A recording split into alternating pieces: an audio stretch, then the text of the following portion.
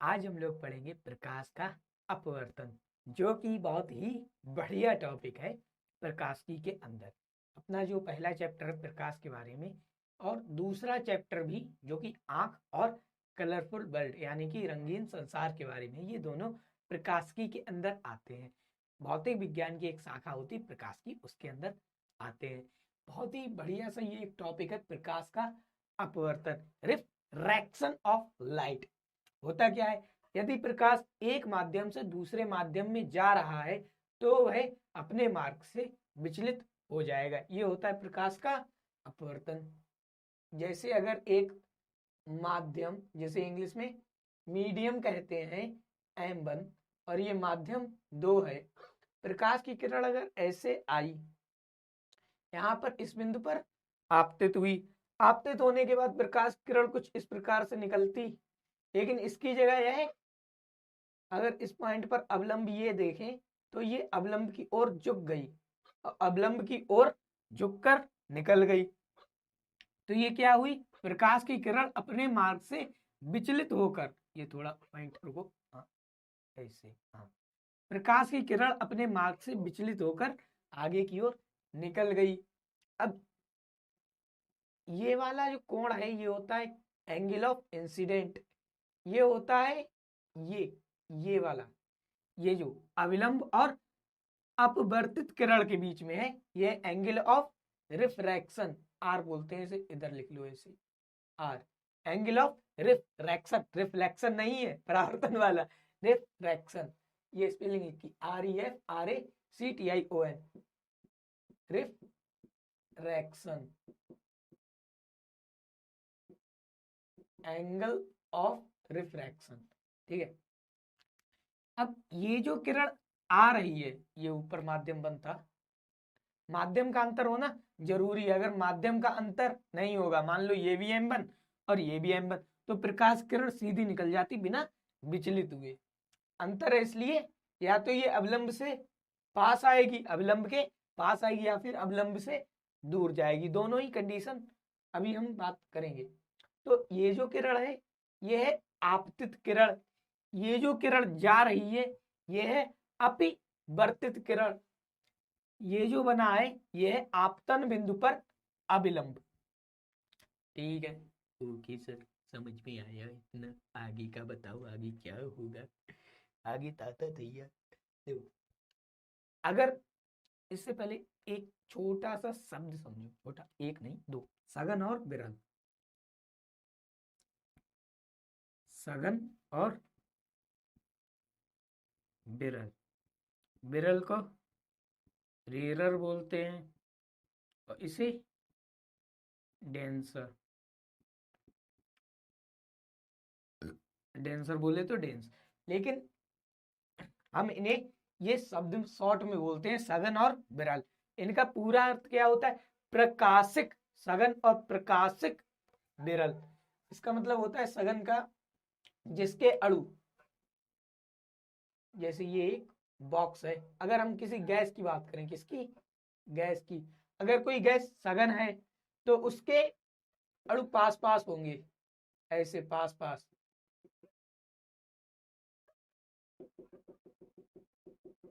और वहीं अगर कोई गैस विरल है तो उसके अणु ऐसे दूर दूर होंगे।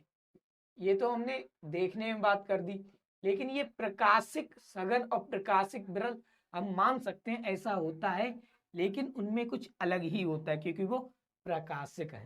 प्रकाशिक बोले तो उनमें लाइट टकराएगी, वो एक अलग ही चीज पर डिपेंड करता है। ये बैकग्राउंड में कुत्ते भौंक रहे हैं, भाई शांत हो जा हो जा, ये वीडियो को पॉज करना पड़ेगा लगता है। अब रुको, थोड़ा सबर कर, कुत्ते भौंकते भौंकते थोड़ी दूर चले गए तो थोड़ी सी शांति आई। कौन सी शांति, वो शांति नहीं, तुम्हारी क्लास वाली शांति नहीं, बल्कि जो शोर कम हुआ वो वाली शांति आई है। तो रेरर और डेंसर क्या है, ये वाला जो है ये डेंसर यानी कि सघन, जिसमें अणु पास पास हों। ये विरल यानी कि बिखरे हुए, क्या बिखरे हुए, अणु, इसे बोलते हैं रेरर और ये डेंसर। लेकिन ये दोनों हमने बता दिया आपको भौतिकी रूप से, मतलब जो दिखते हैं उस हिसाब से। लेकिन ये वाले जो अपने लोगों को इस चैप्टर में पढ़ने हैं वो होते प्रकाशिक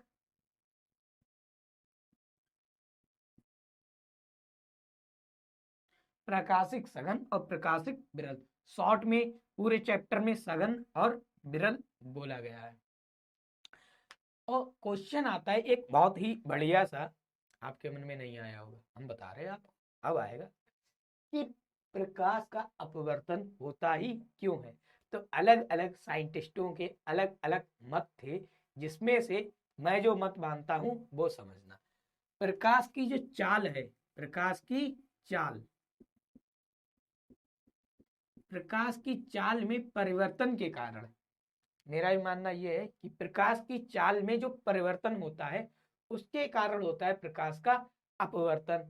अब परिवर्तन क्यों होता है? प्रकाश दो तरह से काम करता है, आप क्लास 11th में पढ़ेंगे। एक, प्रकाश ऊर्जा के रूप में काम करता है, मतलब जो हम देखते हैं किरण के रूप में। और एक, इसमें ऊर्जा के बंडल होते छोटे छोटे, मतलब अपने लोग बहुत सी बॉल मान सकते हैं एक साथ फेंक दी हो किसी ने। तो प्रकाश दो तरह से काम करता है, गेंदों के रूप में मतलब कणों के रूप में, और एक किरण के रूप में। तो ये हम कणों के भी हिसाब से लेकर चलेंगे और किरण के भी हिसाब से लेकर चलेंगे, अपने मन में जैसे समझ में आए वैसे समझ लेना। अगर ज्यादा मन है पढ़ने का तो भैया डिटेल से पढ़ लेना, इंटरनेट है आई आपके हाथ में, विश्व का सबसे खतरनाक हथियार।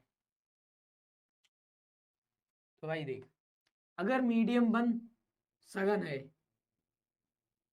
और मीडियम टू विरल है, तो ऐसे में होगा क्या सर, क्या होगा क्या? सघन से विरल की ओर जाएगी। सघन क्या होता है? घना घना। तो प्रकाश किरण को चलने में दिक्कत हो रही थी, यहां पर ये क्या बनेगा? अविलंब। प्रकाश की किरण को चलने में दिक्कत हो रही थी। विरल यानी बिखरा हुआ।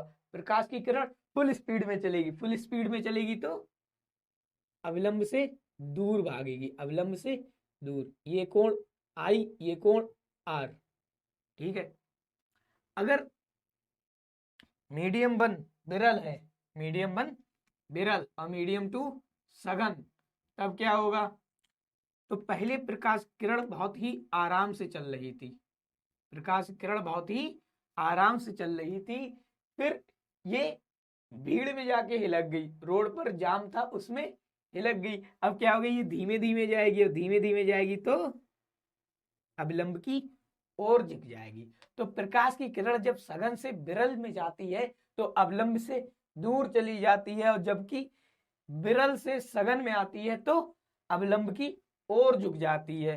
रीजन रीजन मैं जो मानता हूं वो है कि प्रकाश का वेग धीमा होना। अच्छा, प्रकाश का वेग धीमा होना, तो प्रकाश की चाल कितनी होती है? क्वेश्चन ये भी आएगा। तो b इक्वल टू 3 × 10⁸ मीटर प्रति सेकेंड। लेकिन जब हम प्रकाश की चाल को दिखाते हैं, पता चल जाए कि अलग से ही कि ये प्रकाश की चाल है, तो हम b की जगह पर उपयोग करते हैं c। तो प्रकाश की चाल 3 × 10⁸ मीटर प्रति सेकेंड।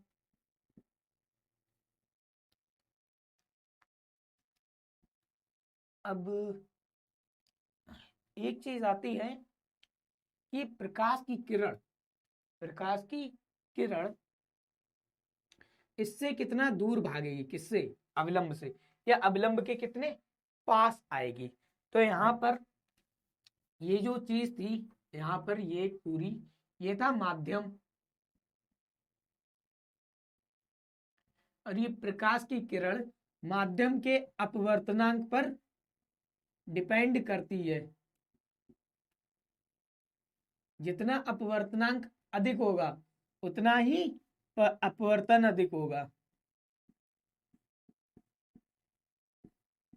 जितना अपवर्तनांक अधिक होगा उतना ही अपवर्तन अधिक होगा। मतलब कि जितना कि अपवर्तन बढ़ेगा, अपवर्तनांक बढ़ेगा, उतना अपवर्तन बढ़ेगा। जितना अपवर्तनांक घटेगा उतना अपवर्तन घटेगा। मतलब कि ये दोनों क्या है? अनुक्रमानुपाती, अनुक्रमानुपाती। पाती। हीरे का अपवर्तनांक बहुत ही अधिक होता है, जिस कारण वह चमकता भी बहुत है।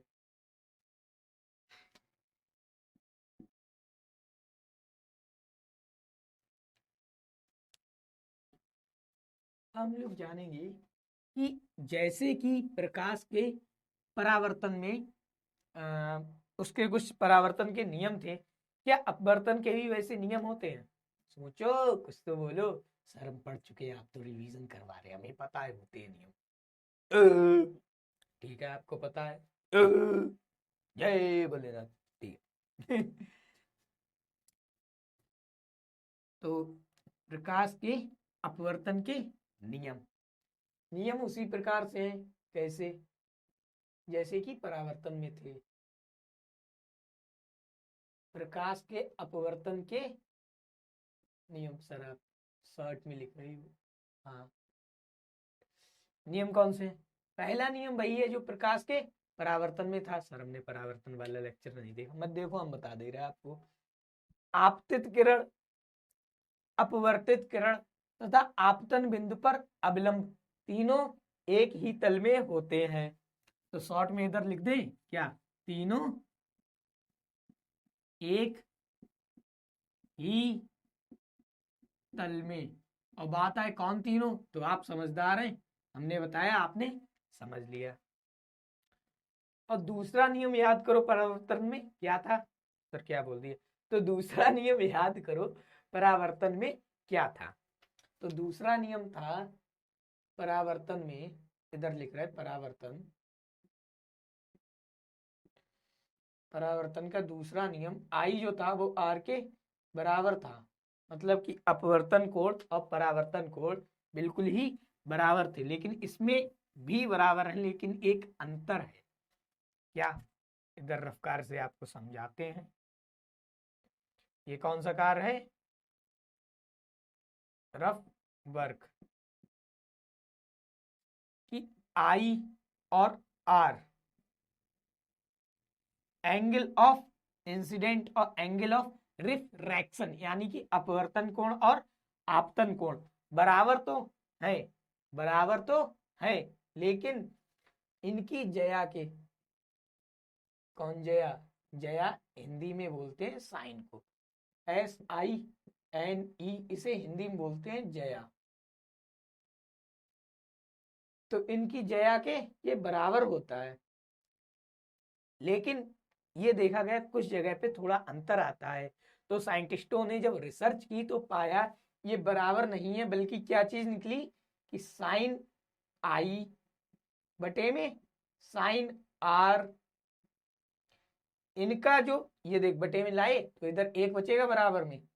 तो ये जो चीज बराबर थी ये हमेशा एक फिक्स वैल्यू मिल रही थी, एक फिक्स कलर लाइट के लिए। मतलब ये जो अपवर्तन की जो किरण है, अपवर्तन किरण, इसका जो लाइट का कलर है, प्रकाश का कलर, COLOR, वो फिक्स होना चाहिए।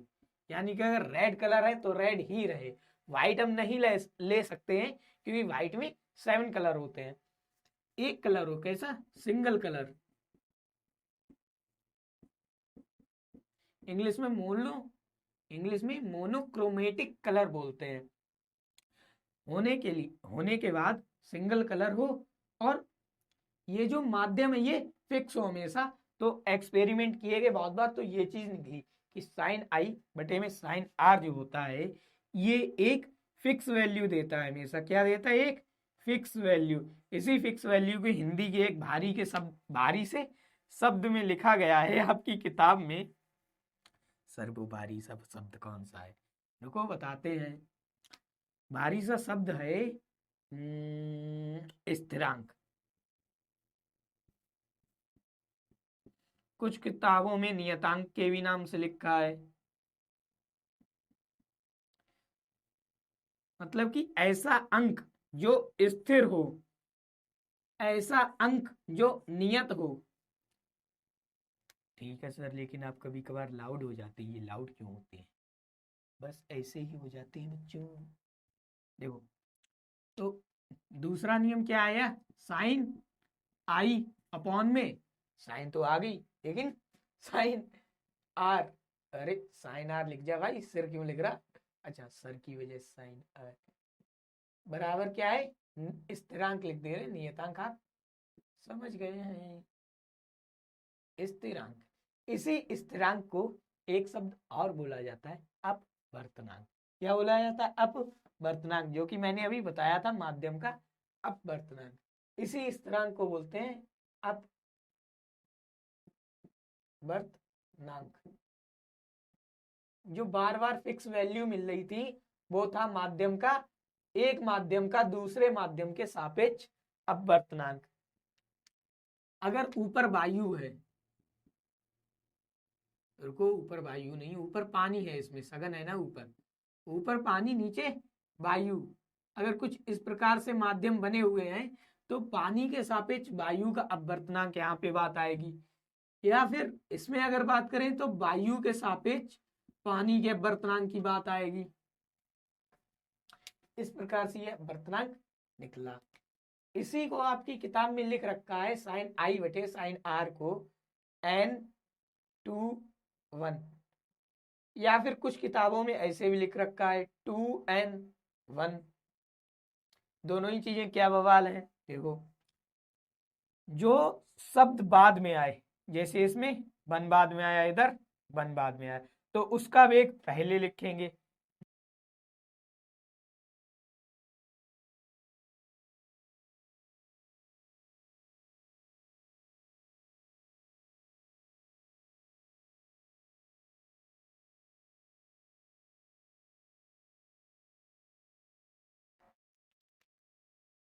n/2 या 2n/1 दोनों का मतलब है माध्यम एक में प्रकाश का वेग या माध्यम दो में प्रकाश का वेग।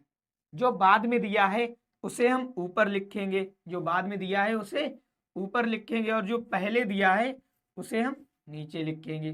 तो माध्यम दो में प्रकाश का वेग, और जो कि हर में है और अंश में आएगा माध्यम एक में प्रकाश का वेग। अगर ऐसे लिख दें एन एम, तो एन एम एम के बाद जो भी आया उसे मान लेते हैं क्या? निर्वात। एम के बाद कुछ है नहीं, यहाँ पर दो दो दिए हैं, या ऐसे भी लिखा होता है केवल एन एम, इधर आगे कुछ नहीं है, तो यहाँ भी क्या मानेंगे? निर्वात। निर्वात क्या चीज है? तो निर्वात ऐसी जगह है जहां कुछ नहीं होता है, वायु भी नहीं होती है, अपना जैसे कि अंतरिक्ष। अंतरिक्ष में यानी कि निर्वात में प्रकाश का वेग सबसे ज्यादा होता है, जो कि 2.999999 कुछ है, जिसे हम लोग अप्रोक्सीमेटली 3 × 10⁸ मीटर प्रति सेकेंड बोलते हैं। तो ये निर्वात में कैसे निकलेगा? तो देख भाई, बाद में क्या चीज दी है? एम। तो माध्यम एम एक प्रकाश का वेग बटे निर्वात में प्रकाश का वेग। अब ये जो थे ये सापेक्ष अपवर्तनांक थे। अब ये निर्वात के सापेक्ष अपवर्तनांक है तो ये निरपेक्ष अपवर्तनांक कहलाता है।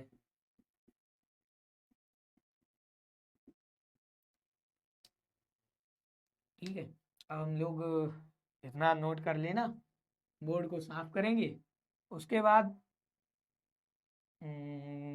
चलो पहले बोर्ड को साफ करते हैं, उसके बाद हम लोग पढ़ेंगे ये कांच की स्लेब में, कांच की स्लैब में अपवर्तन कैसे होता है।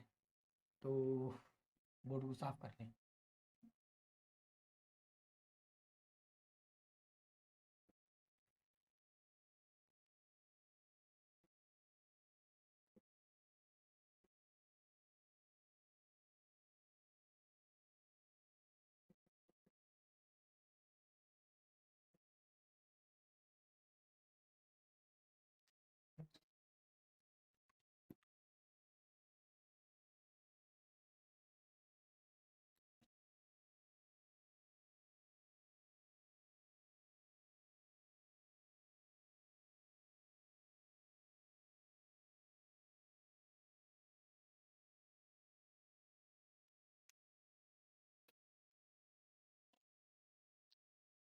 हाँ, तो क्वेश्चन है अपना, कांच की स्लैब में प्रकाश के द्वि अपवर्तन को समझाइए।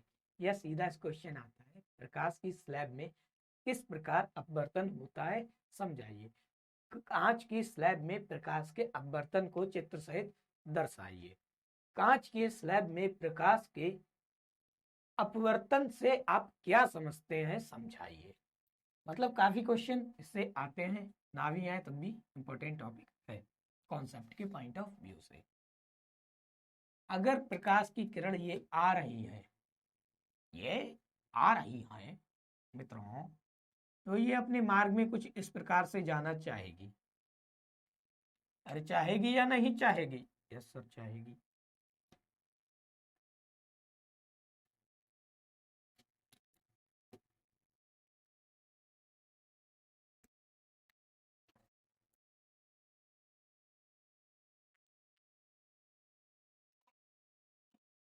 अब ये प्रकाश की किरण यहाँ पर आपतित हुई है, तो ये बिंदु बना आपतन बिंदु, और आपतन बिंदु पर हम खींचने जा रहे हैं अभिलंब।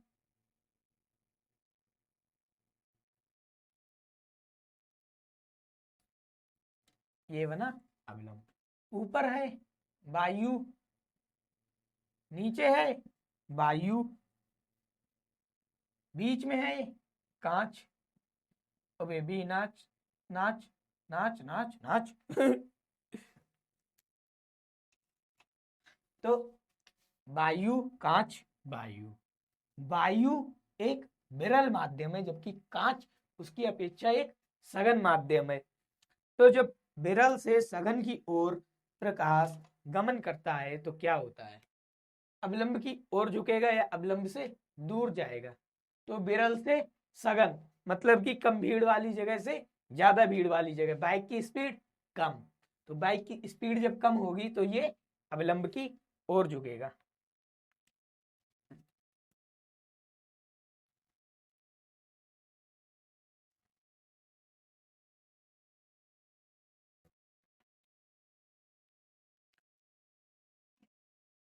अब अगर हम ऊपर वाले पार्ट को ना देखें और देख भी ले, हमें क्या दिक्कत है?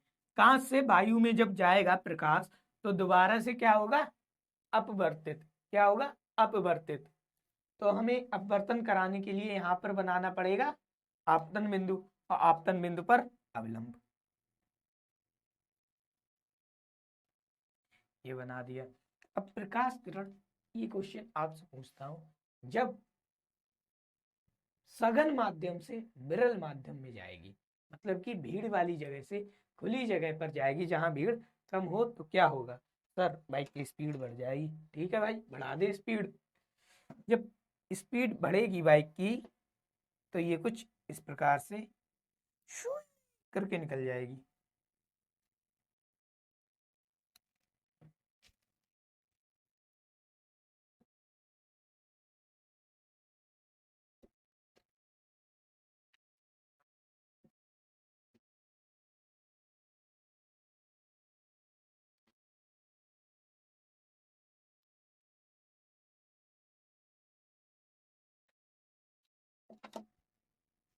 अब देख भाई, ये जो एंगल बना है, देख किरण इधर आई, वायु से कांच में गई तो ये अभिलंब की ओर झुकी और कांच में चलती गई।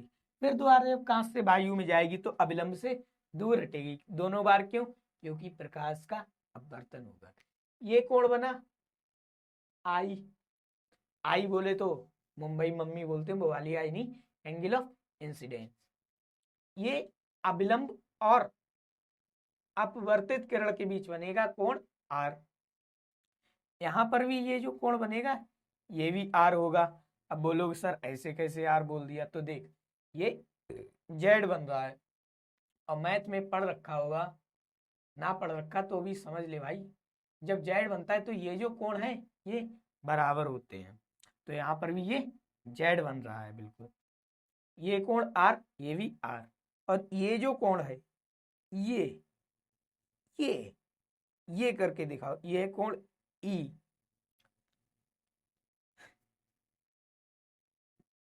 यहाँ पर एक अवलंब खींचे,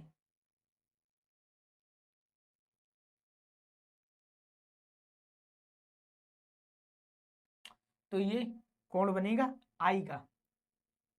देख सीधी लाइन है तो ये वाला जो कोण होगा ये भी आई होगा या नहीं होगा? क्यों होगा? क्योंकि ये है शीर्षाभिमुख कोण। तो ये भी, अरे ऐसे नहीं तो ऐसे समझ, ये तो आई होगा या नहीं होगा? देख सेम बन रहा आप तो। और ये भी आई होगा क्योंकि ये है शीर्षाभिमुख कोण। लेकिन तू आई रहने दे, वो ही समझ आई चक्कर में पड़ जाएगा। ये आई तो ये आई, ये गई तो ये गई, ये ई तो ये ई का मतलब एंगल ऑफ इमरजेंस। तो प्रकाश किरण निकल गई। तो देखा गया कि प्रकाश की किरण में जो आई है और ई है ये दोनों बराबर हैं। आई और ई बराबर हैं। बराबर क्यों है? देख भाई, इधर ये नाप 90 डिग्री और ये जो कोण बन रहा है ये, देख ये वाला मैंने बताया था, ये बराबर होगा आर। चल भाई इसे भी समझ ले, आर। तो आर और ये 90 डिग्री, ये 90 डिग्री, ये दोनों बराबर। क्यों बराबर? क्योंकि ये रेखाएं समांतर रेखाएं नहीं है, क्या है? किरण। क्या है? समांतर। और समांतर किरणों के बीच बने गए कोण भी बराबर होते हैं। तो आई और ई बराबर निकला। आई और ई क्या निकला? बराबर। मतलब कि कंक्लूजन क्या आया? जो इसके बाद निचोड़ आया वो ये आया कि कांच की स्लैब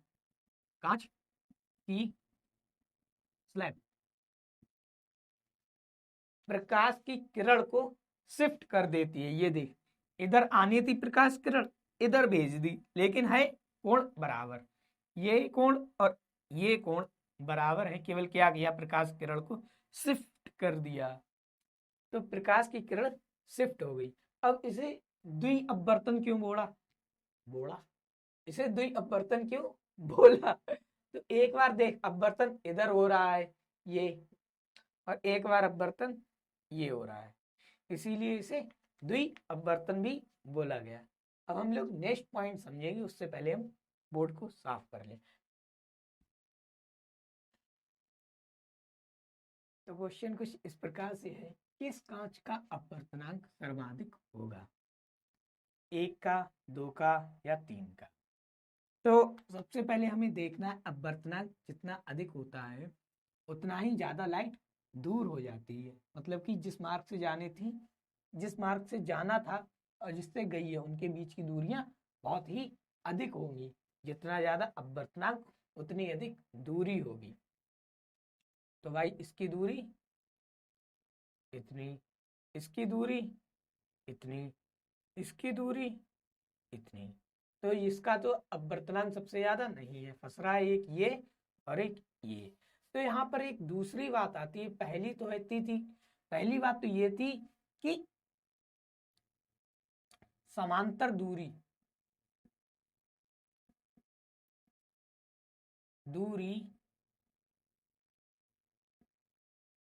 अपवर्तनांक के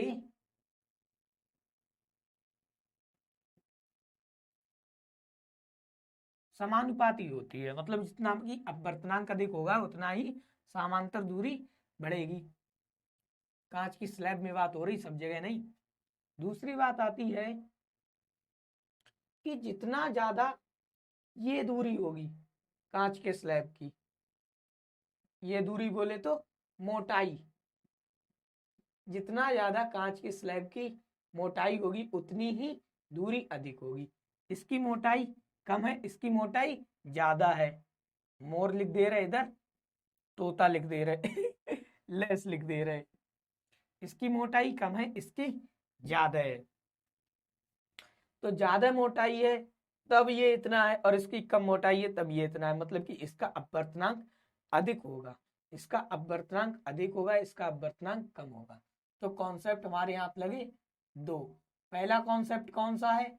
ये समांतर दूरी जो है वो समानुपाती होती है अपवर्तनांक के। दूसरा कॉन्सेप्ट हमारे हाथ लगा कौन सा? कि अपवर्तनांक जो है वो मोटाई पर भी डिपेंड करता है। दो कॉन्सेप्ट हमारे हाथ लग गए। सी वाली चीज डी में अब हम लोग पढ़ेंगे लेंसेज के बारे में। लेकिन लेंसेज को समझने से पहले थोड़ा सा उनके बारे में कैसे बनता है, क्या बनता है, वो भी समझना है। तो थोड़ा सा एक चीज बता दे रहे हैं।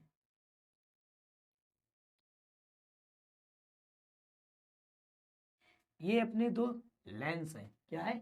लेंस। इस लेंस को कहते हैं द्वि उत्तल लेंस, और इसे द्वि अवतल लेंस। अब बोलोगे सर हमने तो इसे केवल अवतल और उत्तल लिखा देखा है। तो हम लोग जब इसे जनरली बोलते हैं आपकी किताबों में भी, तो द्वि शब्द हटा दिया, केवल अवतल और उत्तल यूज किया गया है। तो हमें इन्हीं के बारे में पढ़ना है। तो हम लोग करते हैं बोर्ड को साफ। अब बोलो तारा रारा। अगर उत्तल लेंस की बात करें तो ये वाला एरिया, मतलब ये वाला भाग इस गोले का हिस्सा होगा, और ये वाला भाग इस गोले का हिस्सा होगा।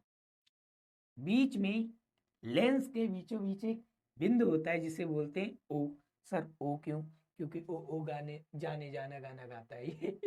क्योंकि ओ इसलिए बोलते हैं, ओ का मतलब होता है ऑप्टिकल सेंटर इसमें। अब ये वाला गोला है 1, तो यहाँ पर जो पॉइंट बनता है इसे बोलते हैं F1, और यहाँ पर जो पॉइंट बनता है इसे बोलते हैं F2। ये वाला पॉइंट F2 बोलते हैं। इनके बिल्कुल बीचों बीच जो पॉइंट बनता है इसे भी F1 बोलते हैं, और इनके बीचों बीच जो पॉइंट बनता है इसे F2 बोलते हैं। Sir F1 F1 F2 F2 पहचान में कैसा आएगा? तो ये तो है पहला फोकस, और जो दूसरा फोकस है जिसे हम लोग वक्रता केंद्र बोलते थे, इसमें 2F1 और 2F2 से दर्शाते हैं। अब 2F1 और 2F2 को मिलाने वाली सीधी रेखा इसमें भी मुख्य अक्ष कहलाती है। क्या कहलाती है? मुख्य अक्ष।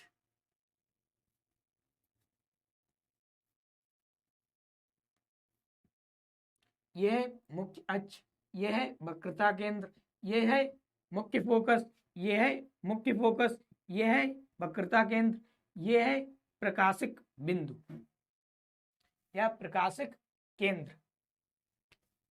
इतने ही पॉइंट होते हैं इसमें। एक और होता है ये जो सीधी लाइन मैंने की है इसे कहते हैं द्वारक, यानी कि अपेरचर।